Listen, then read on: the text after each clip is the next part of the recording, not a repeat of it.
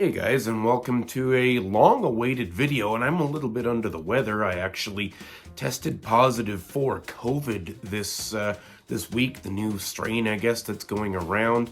I'm okay now. It's been about 4 days, but I definitely haven't felt like making a video. You can probably hear in my voice I'm a little bit congested, so I'll try and power through this as quickly as I can. But everybody's been talking recently about how lousy the Black Friday sales were, and I have to agree, like, Black Friday is not what it used to be.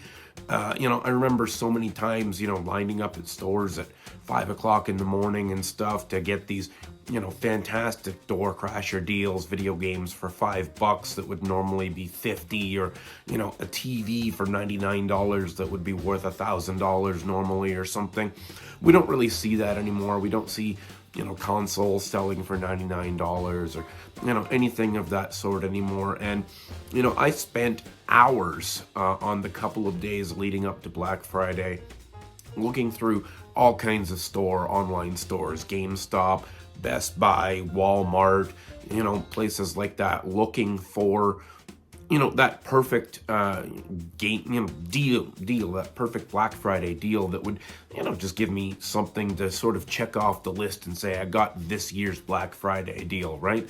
And there was nothing. I mean, GameStop, sure, there were games on sale, $20 off a $70 game or something. Woo, like, I wasn't really interested in paying even $50 or $60 for some of these games that would have been $80 or $90. I was looking for those like $15 games, and I didn't find anything, not on GameStop, not on, some of my local stores. My local mom and pop shop had a Black Friday sale, and when I went in there, read the sign in the window, it says 20% off games under $29.99. Well, if you've ever gone retro game hunting recently, you'll know there's not a whole lot worth having that is under $29.99. Most of the stuff under $20 is shovelware or stuff that everybody already has, or like old Gran Turismo games or old Need for Speed games or something you might get for under $20-something, but everybody's either already got those or they don't want them. So anyway, recently, just in the last couple of weeks, I've been hearing some big YouTubers talk about this Canadian video game site, Video Games Plus. Now, I'm from Canada, and I'm neck deep in the video game news zeitgeist, if you will, and I had never heard of this place until a few weeks ago when some bigger YouTubers started talking about it. I know Spawnwave did a video pretty recently. I've heard Emily from Orbology talk about this several times this year. She's mentioned it, but it's just been in the last few months that I've really heard of them.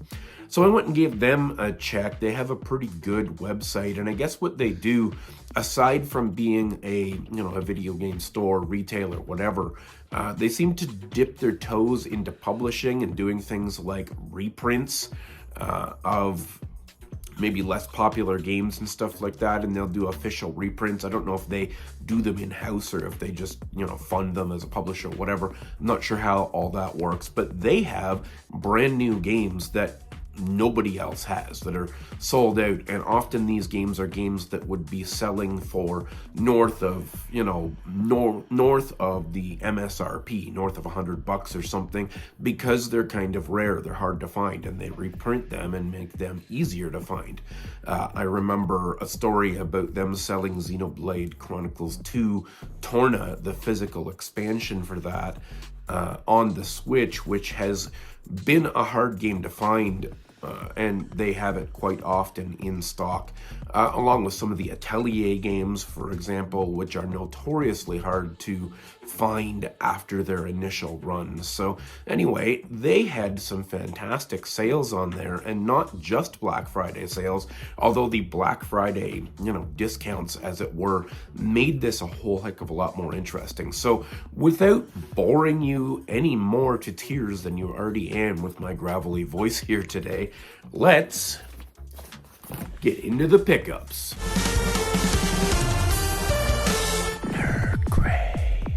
I got several Xbox One games and several Switch games in this box.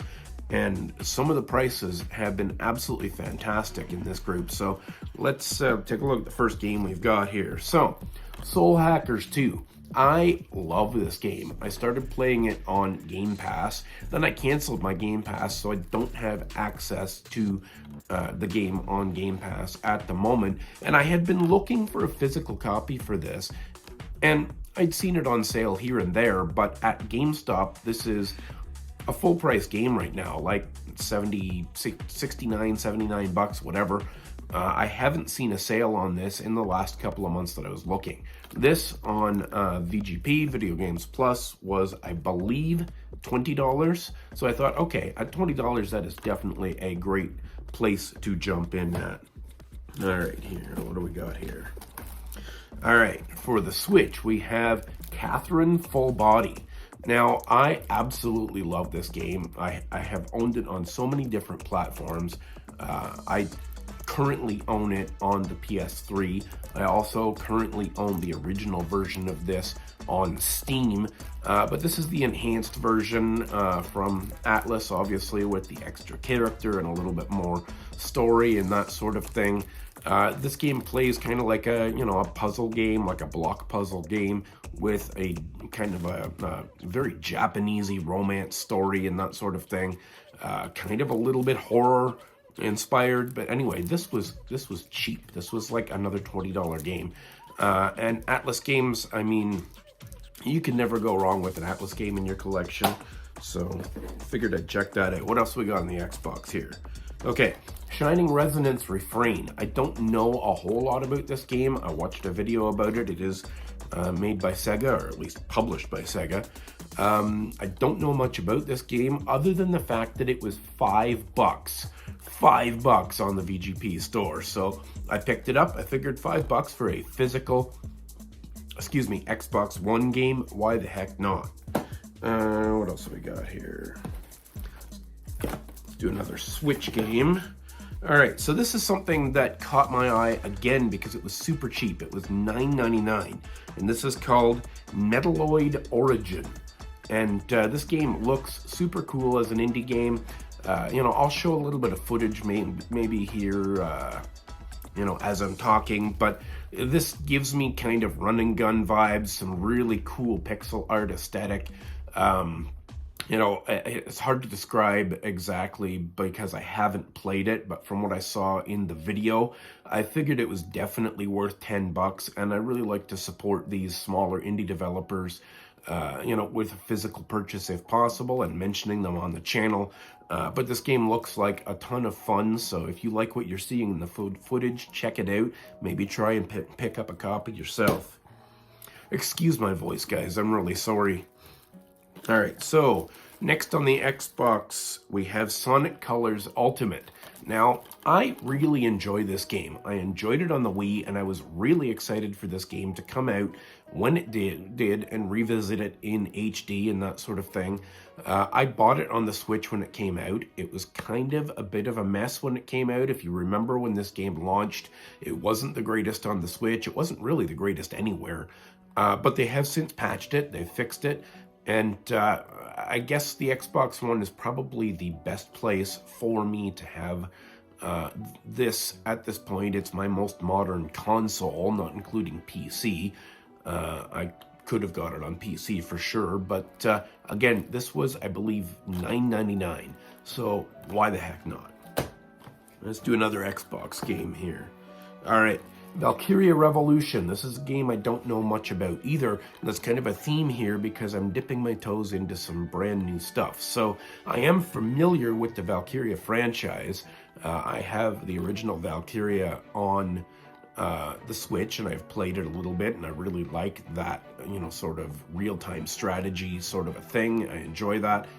Apparently, Revolution was not very well received because it's a different gameplay style, but YouTubers that I follow, like Eric Landon, for example, still say that this game is worth your time and attention.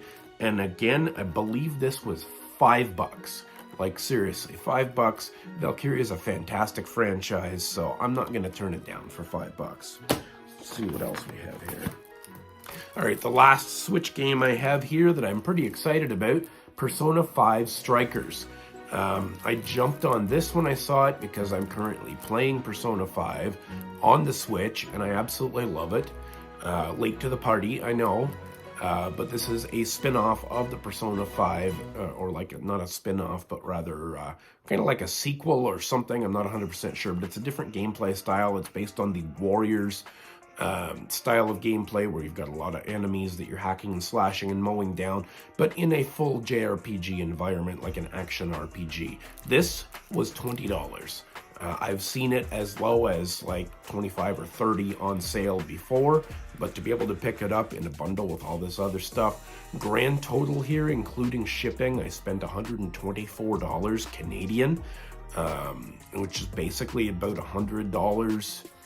Well, the shipping was actually free. It was about $110 plus tax. So, just for reference, if you're not familiar with Canadian money, one brand new full-price game in Canadian dollars is $91 and change. For your $60 game. Comes out to $91 and change in our currency. So for me to spend $110 and get 8 games here is pretty friggin' cool. So last game I got here to show you, again, Valkyria Chronicles number 4. And this here, I haven't played this one yet. Unfortunately, it's a little bit difficult to play 2 and 3. I do have a copy of 2 on a PSP emulator back here on the Franken Mac that I'm building. But anyways, guys, thanks so much for watching. Have you played Valkyria Chronicles 4 or any of the other games in this video? Let me know down in the comments. Thanks for putting up with my horrible raspy voice, and we'll see you next time. Stay classy.